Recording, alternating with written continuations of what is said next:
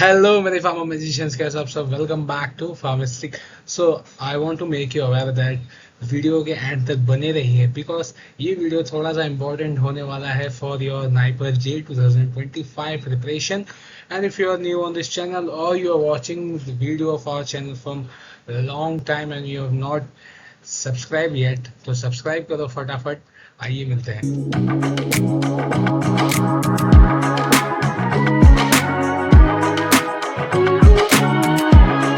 सो ये रहा आज का हमारा पहला क्वेश्चन. वीडियो के आगे बढ़ने से पहले मैं आपको बता दूं कि ये जो भी क्वेश्चंस मैंने आज लिए हैं ये मैंने कुछ पास्ट ईयर से उठाए हैं. कुछ क्वेश्चंस ऐसे हैं जो कि रेप्लिकेट करेंगे पास्ट ईयर क्वेश्चंस को, यानी कि वैसे टाइप के क्वेश्चन आए हुए आ सकते हैं. ठीक है. और आई नो मैंने वीडियो थोड़ा सा लेट बनाया है because there are lot of question series has been going on YouTube. So आपको क्वेश्चंस की तो कमी नहीं है, कमी है थोड़ी गाइडेंस की, थोड़ी मोटिवेशन की, तो उसका काम भी हम कर लेंगे. चलो. सो आज का हमारा पहला क्वेश्चन मूव ऑन करते हैं जो है related to coding.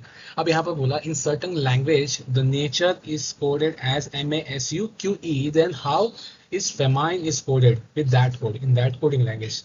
It means कि नेचर जो एक वर्ड है उसको कुछ इस प्रकार से कोड किया गया है एक कोई नॉर्मल कोई पर्टिकुलर लैंग्वेज में, तो ऐसा कोड किया है.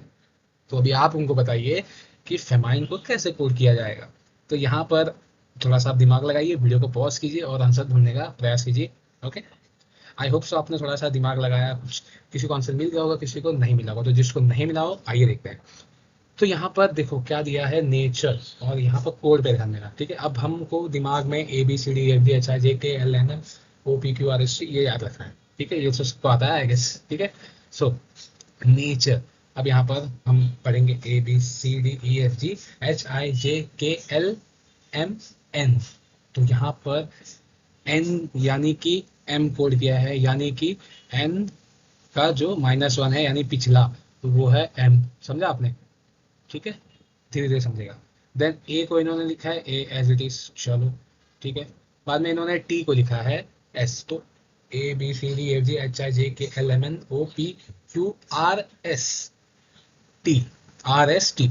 तो यहाँ पर भी RST. तो टी को इन्होंने क्या किया है, एस. तो यानी कि यहाँ भी -1 यानी कि एक पीछे जाके यहाँ पर आ गया है एस, क्योंकि ABCDEFGHIJKLMNOPQRST, एस के बाद यहाँ पर सॉरी टी के पहले यहाँ पर एस है. ठीक है. तो MAS यहाँ हमने कोड कर दिया. यू को उन्होंने एज इट इज यू रखा. आई होप आपको समझ में आ रहा है. बाद में क्यू, तो ABCDEFGHIJKLMNOPQR क्या समझ में आ रहा है, क्यू आर. तो आर के पिछला वाला वर्ड यानी कि -1 अगेन, तो क्यू हो गया. ठीक है. अब वापस पढ़ रहे हैं. अब यहाँ पर तो ई है. ओके. सो ई को एज इट इज कोड किया है. तो यहाँ पर हमने क्या समझा कि -1 का कोडिंग अप्लाई किया. -1 यानी कि पिछला वाला उसका, एक ABCD बोला तो सी का पिछला वाला इज डी. ठीक है. तो इन्होंने ये रूल का फॉलो किया, एक तो पहले वर्ड में यानी कि एन के केस में, फिर यहाँ पर टी के केस में, और फिर यहाँ पर क्यू के केस में, यानी कि ऑल्टरनेट्स इन्होंने ये वाला लॉजिक अप्लाई किया. ठीक है. कोड करने के. तो यहाँ पर अगर मैं देखूँ फेमाइन का क्या होगा, तो कीजिए ABCDEF. कैसा है, -1 आएगा, पहला वर्ड है -1 आएगा, तो F का पिछला वाला इज ई. ऑप्शन में देख के पता चल गया पहला ई यही है. सो अभी आपको ये मैच करना है बाकी के जो वर्ड है. अगर यहाँ पर थोड़ा सा ई वाला इधर भी ऑप्शन होता यहाँ पर तो थोड़ा सा कंफ्यूजिंग होता, बट यहाँ पर थोड़ा ये वाला फॉर्मूला अप्लाई करेंगे, X-1, यानी X-1. डरो मत कि क्या बोल रहे हैं सर, कुछ नहीं. उसका जो वर्ड है पर्टिकुलर अल्फाबेट है उसका पिछला वाला अल्फाबेट लेना है, सिंपल ऑल्टरनेट वेज में. आई होप सो आपको ये समझा. And the right answer is option D. चलो. थोड़े इसमें मैं टाइम ले रहा हूँ बिकॉज ये चीज़ें जो है एक्सप्लेन करने के लिए ज़रूरी है. आगे जनरल नॉलेज के क्वेश्चन है, सिंपल है, फटाफट वीडियो खत्म हो जाएगा, ज़्यादा मैं टाइम नहीं लूँगा. ठीक है. चलो. यहाँ पर वो रिश्ता जोड़ने वाला. ठीक है. चलो देखते हैं. तो यहाँ पर क्या बोला है कि राहुल ने आनंद को बोला कि येस्टरडे यानी कि कल मैंने एक लौते भाई को, only brother of daughter of my grand mother whom did Rahul defeat, यानी कि राहुल था अपने दोस्त आनंद को बोला था कि कल मैंने एक लौते भाई को हराया मेरे दादी के बेटी के, मतलब मेरे दादी के बेटी के एक लौते भाई को हराया. यानी कि क्या बोल रहा है, चलिए समझते हैं। तो राहुल ने क्या बोला कि मैंने अपनी दादी, ठीक है, तो दादी ग्रैंड मदर हम बोलते हैं।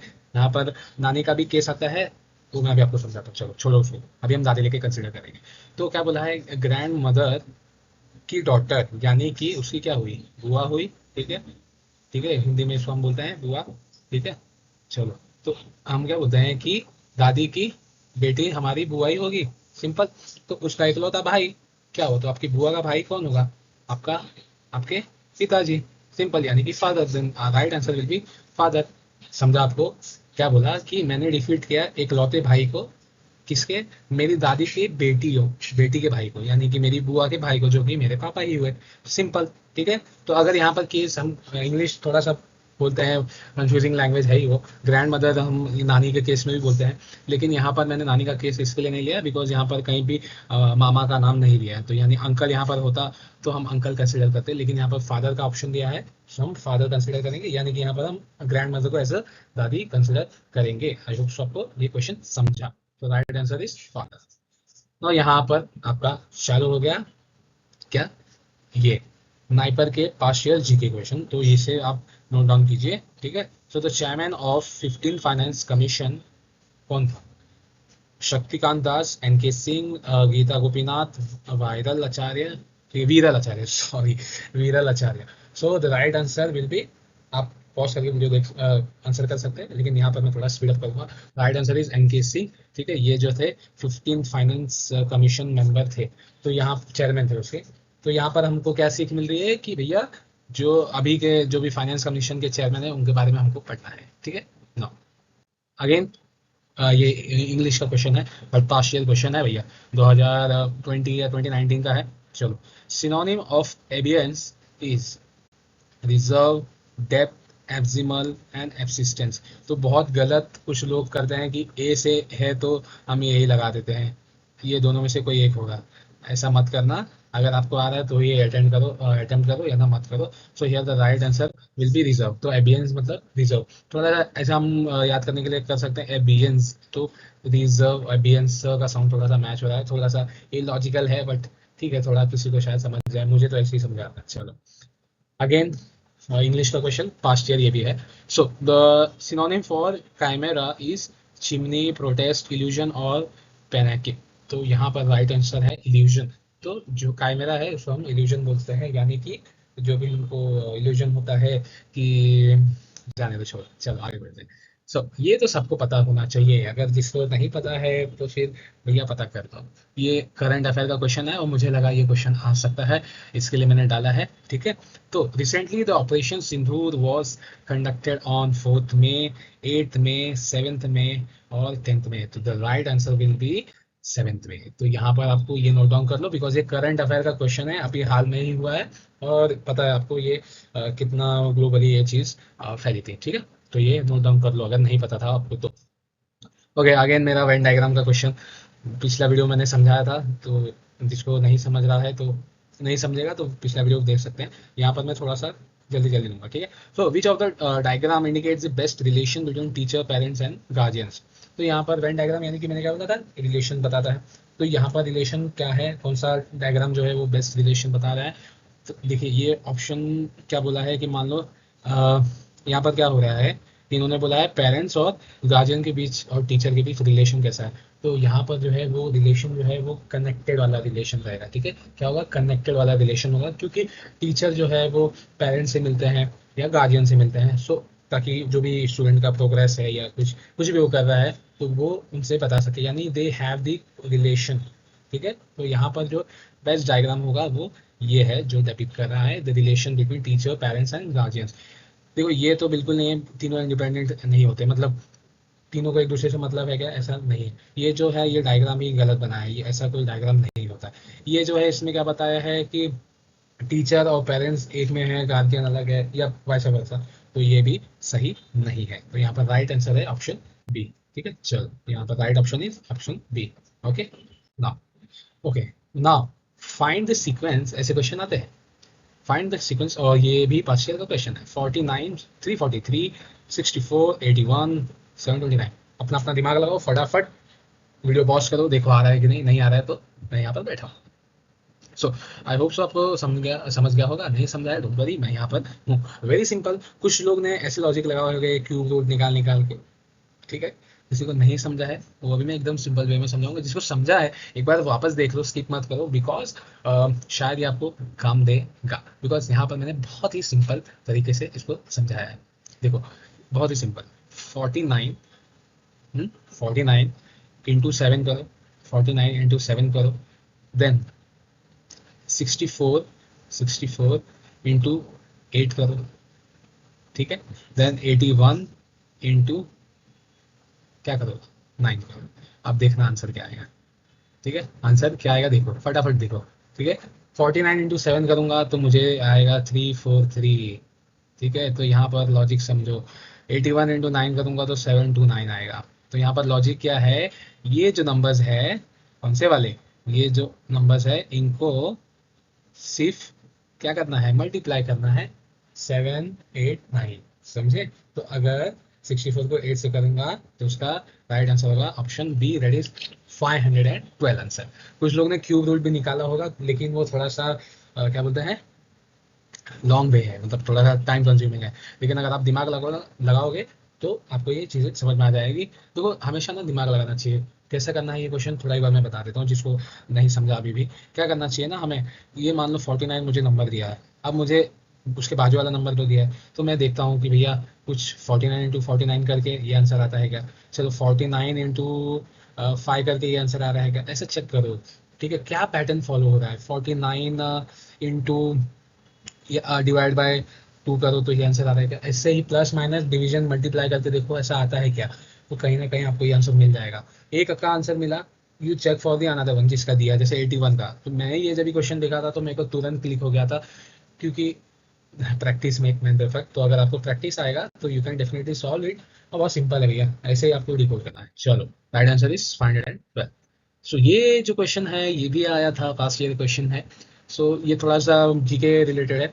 तो नोवार्टिस जो है लॉस्ट पेटेंट राइट और its anti cancer drug that is Glivec in India because Novartis was selling the imported drug at the unaffordable price to Indian patients. Novartis had forged the clinical trial records, यानी कि कुछ छिड़खानी की थी CT trial से, clinical trial से। Then Novartis has obtained a patent only for Switzerland and not for India, ऐसा कुछ नहीं है। Novartis was evergreening the patent of the drug molecule. तो यहाँ पर ना ये आपको एक केस स्टडी है, ये पढ़ना चाहिए, पूरे फार्मा स्टूडेंट्स को पता होना चाहिए।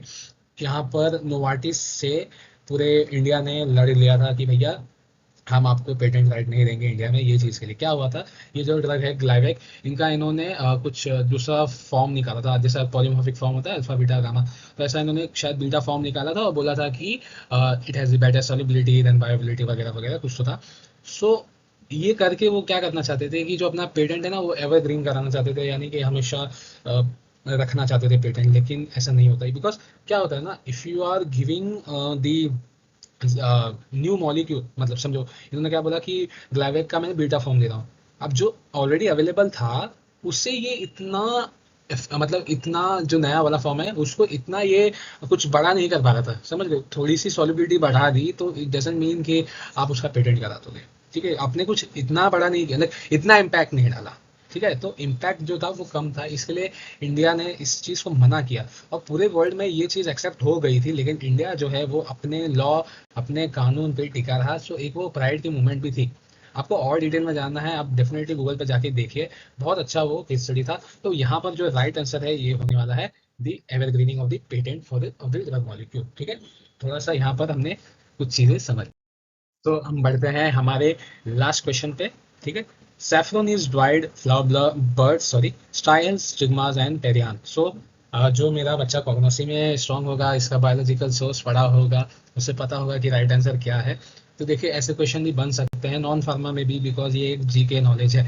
और जिसको पता है, बायोलॉजी का स्टूडेंट है, उसको पता है कि कुछ चीज़ें जो ऐसी होती है, हमने केसर खाई है तो ऐसी लंबी लंबी पतली पतली ही होती है। तो बायोलॉजी का जो बंदा है जो पढ़ा है, आई होप आपने ही पढ़ा है, तो इसका आंसर वो बता देगा। Right answer is saffron is different from stigmas. तो स्टिग्मा जो ऐसे ऐसे लंबे लंबे होते हैं जो कि केसर है, ठीक है, जो हम केसर केसर रहता है लंबा लंबा पतला पतला, वैसा ही। सो उसको हम लोग ड्राई करते हैं, बढ़िया सा सुखाते खाते हैं, मार्केट में उसको सेल करते हैं। Very simple question. I hope so आपको ये वीडियो पसंद आया, and all the best for your NIPER JEE 2025 exam. मैं शॉर्ट्स वीडियो डालते रहूंगा so that you can get some idea regarding the NIPER का एग्जाम। एंड इसी के साथ शिवम चतुर्वेदी, मिलेंगे नेक्स्ट वीडियो में। Bye bye, take care, all the best, all the best, all the best, bye bye.